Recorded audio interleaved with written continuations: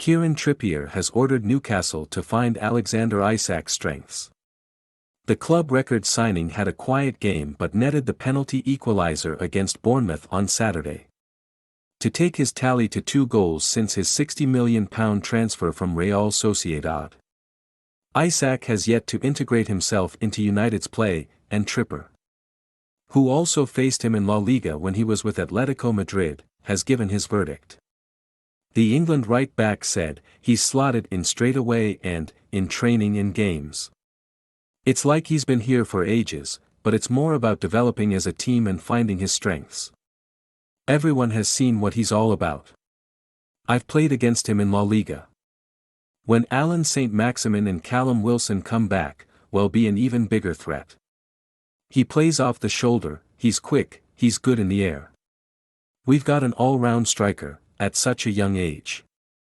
He'll keep growing and will keep scoring goals for us, that's for sure. But we need goals from all over the pitch, not just him. We've created so many opportunities the last couple of games. We just need to start putting them in." Defensive partner Dan Burn admits Newcastle might have to delay their ambition of qualifying for Europe. Eddie Howe conceded his side were difficult to watch and lacking in creative quality as they face a new challenge this season. They had 73% of the ball, but couldn't break resilient Bournemouth down. And are now without a win in 6 league games as rivals bank up and hit them on the break. Byrne gave an honest assessment of where the Geordies stand right now after a year of big spending. £200 million on the rebuild so far, with results not matching the pre-season hype. Asked if Tyneside optimism had been punctured, the defender said, "A little bit. As a fan base we are like that anyway. We always get ahead of ourselves. It has been like that since I was a kid. We have to be realistic the way we look at the takeover and how we are building our squad. Realistic, but we should still have targets in our head. Europe is pushing it a bit but we should be pushing top 10 comfortably. Hopefully we can reset after the international break. Everything felt a bit flat in the stadium and felt a bit weird, maybe with the Queen passing. Without the flags too. Obviously we have to pay our respects and it was one of those days." Isak notched a penalty to equalise, after VAR sent ref Craig Pawson to the monitor to rather harshly rule Jefferson Lerma had handled blocking a cross. Perhaps Newcastle were owed a break from VAR after recent controversies. Bournemouth had taken the lead through Philip Billing who flicked home Jordan Zamura's left-wing cross. Burn summed up the new problem United have. He added, "Frustrating. It was hard to break them down.